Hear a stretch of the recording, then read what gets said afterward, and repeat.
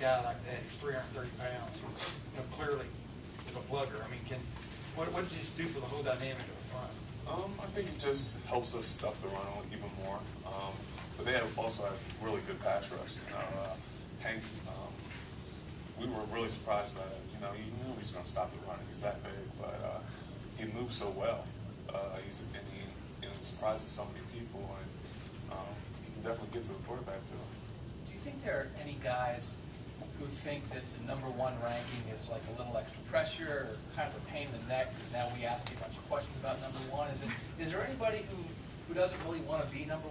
Well, we always just wanted to just be #2. Then we just go under the radar. But we know since we're #1, we're gonna have the bullseye on our back even more. But I don't think anyone's complaining about it now. We know we have great responsibility. We have to take care of business on and off the field, and just says a lot about our guys that we just have to focus even more. But you do think there's a difference between 2 and 1, that maybe you honestly can be a little... Yeah, no one expects 2 to do everything, but when you're at 1, you know, everybody's looking for you to just fall.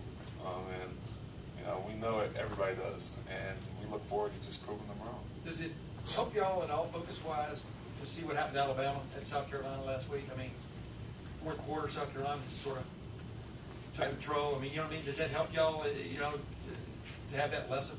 I don't think so. You know, I think we know through our experiences that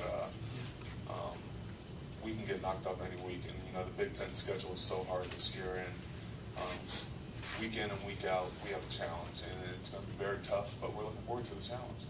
Guys, the oldest guys, I mean, you guys have been #1 before, but you know, the juniors and younger, this is their first experience with it. Is that a difference at all? I mean, some of you have lived through what it means to be #1 and some of you haven't.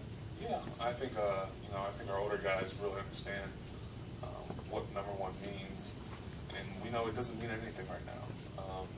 And the main thing is we want to be #1 at the end of the season, and we just want to continue this to improve each week and not really focus on the rankings and just continue to get better, and everything will happen. Hey Cam, real quick, Devon Torrance, what's he mean to this team? I mean, getting to be as a teammate on and off the field. You know, he's very critical of himself, and you know, he demands a lot of himself. And, you know, he's a very good competitor. You know, him and Devere battle so much, and it's funny sometimes because they get in a little arguments about it. But you know, he wants to be really good on this team, and he's got a great drive, and he does so much that everybody just doesn't get to see. You know, him and Jamel, we're always getting extra workouts, and you know, to have seniors like we do, it's really nice because as captains, we don't even have to lead really because we have so many guys that just lead well.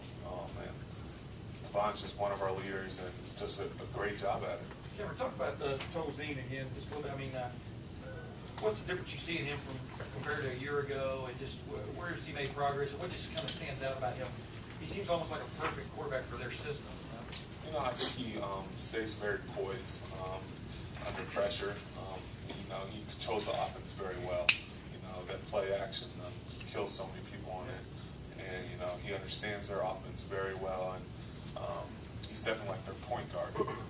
Distributes the ball, and he's definitely a main asset. And, you know, that he does so much for that team, and he gets it out to their playmakers. But I think he's grown just absorbing it more, and just looks more calm. And even last year, I looked at it. We hit him a couple times, but he can still get back up. And it's going to be critical that we just get after him for 60-plus minutes. Why do they have such success throwing to the tight ends? I mean, they've done it ad nauseum, and then they still have guys wide open. I mean, what is it that they do that causes that? Obviously, they come at you pretty hard physically. So.